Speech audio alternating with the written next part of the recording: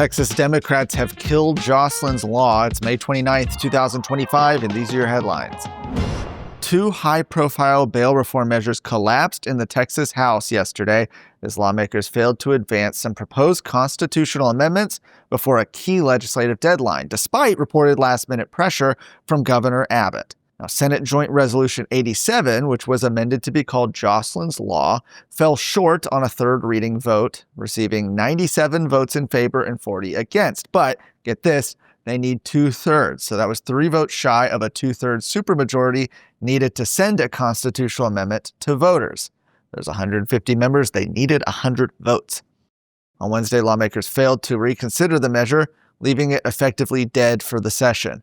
The resolution, named after 12-year-old Jocelyn, who was brutally murdered in Houston last year, would have required judges to deny bail to individuals accused of violent felonies if they had been previously convicted of or were out on bail for similar offenses. Meanwhile, Senate Joint Resolution 1, a separate resolution that would have denied bail to illegal aliens accused of certain violent crimes, also failed last night, receiving only 87 votes in favor and 39 against, well below the 100 votes required. Like SJR 87, it also was called Jocelyn's Law. And the only major bail-related resolution to successfully clear the chamber this session was Senate Joint Resolution 5, which gives judges the discretion to deny bail to individuals accused of violent felonies if there is clear and convincing evidence that they pose a danger to public safety or a flight risk. While that measure passed earlier this month, it remains unclear whether it will satisfy Governor Abbott's demand for stronger bail reform measures. Reportedly, Governor Abbott had been in contact with lawmakers throughout the week, encouraging Democrats to support the legislation ahead of the final vote. But without a motion to reconsider and with the House's constitutional amendment deadline now passed, both SJR 87 and SJR 1 are officially dead for the session. The failure of the measures now raises the question of whether Governor Abbott will call a special session to revive the effort and push the proposals forward.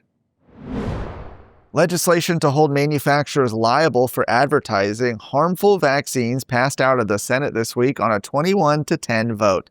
House Bill 3441, authored by freshman Representative Shelley Luther, allows manufacturers to be held liable if they advertise their vaccines in Texas and it causes an injury. Vaccine manufacturers can be held liable for actual damages and court costs up to 3 years after the date of the injury. The measure does not include doctor-patient discussions, written materials provided by a healthcare provider, or promotional materials found in a provider's office regarding a vaccine. Senator Bob Hall, the Senate sponsor of the bill, stated in his opening remarks on the floor that the measure does not concern whether or not someone should be vaccinated.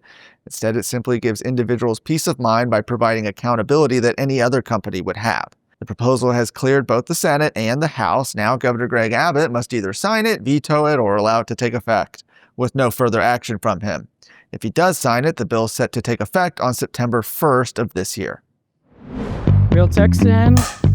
I hope you'll sit down with Texas Scorecard every Sunday as we visit with real Texans who are doing real things to make the Lone Star State shine even brighter.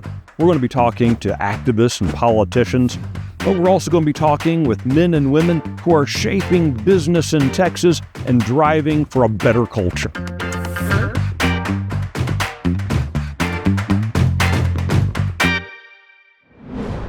The city of Houston has officially ended its policy requiring daily traffic stops by police officers following a decisive move by Police Chief Noah Diaz and a unanimous city council vote. In a written statement issued yesterday, Diaz announced the immediate repeal of the policy.